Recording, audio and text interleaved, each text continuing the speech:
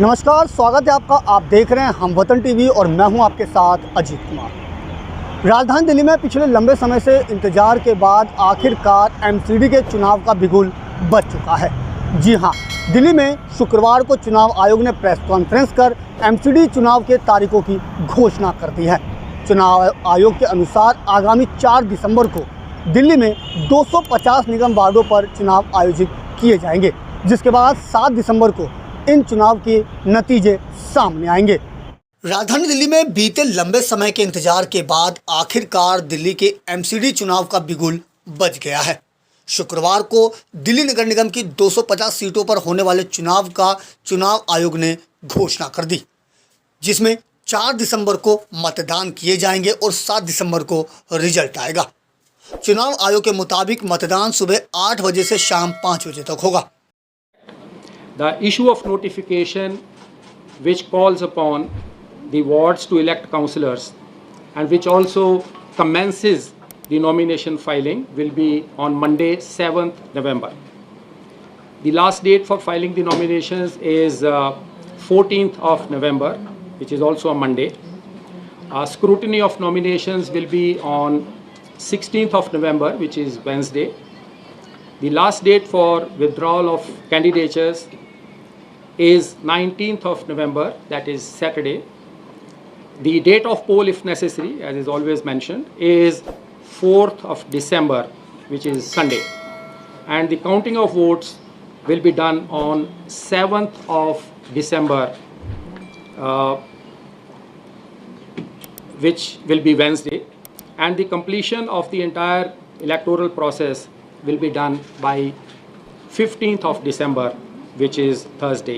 And like the earlier times, the hours of poll, like the previous time, will be from 8 a.m. to 5:30 p.m. इस बार होने वाले MCD चुनाव में महिलाओं के लिए 50% सीटें आरक्षित की जाएंगी, जिसमें कुल मतदाता 1,46,00,000 हैं, जिनके लिए 13,665 पोलिंग स्टेशन बनाए गए हैं। एक सीट पर एक मॉडल पोलिंग स्टेशन भी बनेगा। आचार संहिता शुक्रवार से ही लागू कर दी गई है। तारीखों की घोषणा होते ही तमाम राजनीतिक पार्टियों ने अपनी कमर कस ली है। तमाम राजनीतिक पार्टियों की चुनावों को लेकर के प्रतिक्रिया भी सामने आ रही है और एक बार फिर से अब एमसीडी के चुनाव को लेकर आरोप और प्रत्यारोप का दौर और भी गर्म होता नजर आ रहा है। अब ऐसे में देखना ये होगा कि जिस तरीके से चुनाव की तारीखों की घोषणा होने के बाद तमाम राजनीतिक पार्टियां अपनी अपनी जीत का दावा कर रही हैं, तो आने वाले 4 दिसंबर को दिल्ली की जनता किसके हक में फैसला सुनाती है। चुनाव की तारीखों की घोषणा के बाद अब तमाम राजनीतिक पार्टियों ने भी कमर कस ली है। इसी फहरिस्त में आम आदमी पार्टी ने चुनाव आयोग के इस फैसले का स्वागत करते हुए भाजपा पर जमकर निशाना साधा। चुनाव की घोषणा होने के बाद भाजपा पर तंज कसते हुए गोपाल राय ने कहा कि बीजेपी ने चुनाव टालने के लिए सभी प्रयास किए, लेकिन अब दिल्ली की जनता की बारी है। उन्होंने कहा कि दिल्ली के कई लोग मई से ही इसका इंतजार कर रहे थे। आज सबसे ज़्यादा इस घोषणा से दिल्ली की जनता खुश हो रही है। भाजपा पर निशाना साधते हुए उन्होंने कहा कि 3 बार लगातार मौका मिलने के बावजूद बीजेपी ने कूड़े के पहाड़ जनता को तोहफे के रूप में दिए, लेकिन इस कलंक को मिटाने का दिन अब 4 दिसंबर है। वहीं आप विधायक और एमसीडी प्रभारी दुर्गेश पाठक ने कोर्ट और चुनाव आयोग का धन्यवाद करते हुए कहा कि अब दिल्ली की जनता द्वारा सफाई के लिए जवाब देने का समय आ गया है। उन्होंने कहा कि दिल्ली की जनता केजरीवाल सरकार को नई जिम्मेदारी देने जा रही है। एमसीडी चुनाव में जीत का दम भरते हुए दुर्गेश पाठक ने कहा कि दिल्ली में इस बार एमसीडी में आम आदमी पार्टी 230 सीटों से ज़्यादा जीत दर्ज करने वाली है। बहुप्रतीक्षित एमसीडी के चुनाव की घोषणा हुई है। इस चुनाव के लिए भारतीय जनता पार्टी ने एड़ी चोटी लगाई, सारे 3 तिकड़म किए कि किसी तरह से दिल्ली में एमसीडी का चुनाव न कराना पड़े। आज आखिरकार दिल्ली में नगर निगम के चुनाव की घोषणा हुई है। दिल्ली के लोग मई से ही इंतजार कर रहे थे। तमाम तरह की अफवाहें, तमाम तरह की बातें चलती रहीं, लेकिन आज सबसे ज्यादा इस चुनाव के घोषणा से खुश हो रही है तो दिल्ली की जनता हो रही है। मैं सुप्रीम कोर्ट का धन्यवाद करूंगा, इलेक्शन कमीशन का धन्यवाद करूंगा कि उन्होंने ज्यादा देर तो नहीं करने दी, लेकिन चुनाव होने की आज अनाउंसमेंट हो गई। इस चुनाव का सबसे ज्यादा अगर कोई इंतजार कर रहा था तो दिल्ली की जनता कर रही थी। दिल्ली के अंदर दो तरह की सरकारें हैं, एक अरविंद केजरीवाल जी की सरकार और एक भारतीय जनता पार्टी की एमसीडी के अंदर सरकार। अरविंद केजरीवाल जी को दिल्ली के लोगों ने कहा कि हम तुमको अस्पताल देते हैं, इसे ठीक करके दिखाओ। अरविंद केजरीवाल जी ने कहा कि करके दिखा देंगे। 5 साल के अंदर दिल्ली के अस्पताल ठीक कर दिए, मोहल्ला क्लिनिक बना दिया, अस्पताल के अंदर दवाई सारी फ्री कर दी। दिल्ली की जनता ने कहा अच्छा लिए लो, बिजली लो, 14 घंटे बिजली कटती है, बिजली सबसे ज्यादा महंगी है, इसे ठीक करके दिखाओ। अरविंद केजरीवाल जी ने कहा ठीक है, बिजली भी ठीक करके दिखाएंगे। बिजली आज 24 घंटे आती है और सबसे सस्ती बिजली दिल्ली के अंदर है। दिल्ली वालों ने कहा ठीक है, पानी ठीक करके दिखाओ, पानी ठीक कर दिया उन्होंने। दिल्ली वालों ने कहा भ्रष्टाचार आज तक इस देश के अंदर नहीं कम हुआ, उसे भी ठीक करके दिखाओ।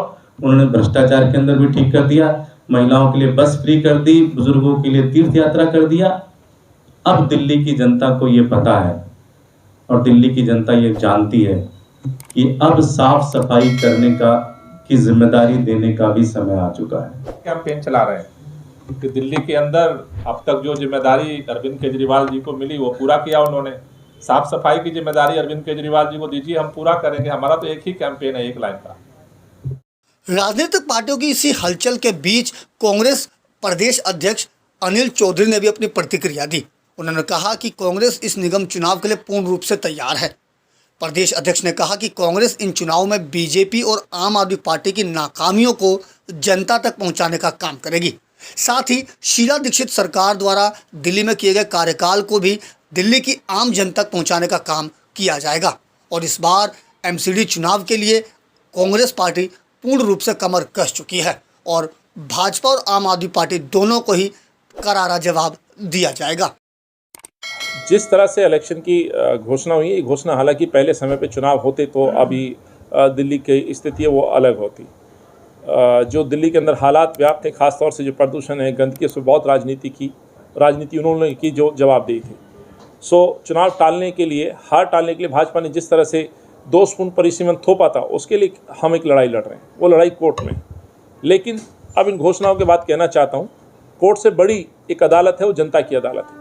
जनता की अदालत में हम जाएंगे, जनता से जुड़े हुए मुद्दों को लेकर के जाएंगे। हम प्रश्न पूछेंगे, आम आदमी पार्टी से भी प्रश्न पूछेंगे, हम भाजपा से भी। क्यों ऐसी दिल्ली बन गई? जो शीला जी और कांग्रेस की दिल्ली होती थी, उस दिल्ली को इन्होंने क्यों बर्बाद कर दिया? जहाँ एक तरफ इन्होंने बर्बाद किया तो वहीं हम अपने इस विजन के साथ कहना चाहते हैं, उस दिल्ली को हम वापस बनाएंगे। हम सवाल नहीं पूछेंगे, हम जवाब देंगे बाद में। लेकिन यहाँ सवाल पूछ रहे हैं, कोई जवाब नहीं मिलता। जवाबदेही है तो जवाब नहीं दिया जाता। तो स्वाभाविक सी बात है, इस चुनाव में कांग्रेस पार्टी उतरेगी, जनता के जुड़े मुद्दों को लेकर के उतरेगी और प्रश्न पूछे जाएंगे।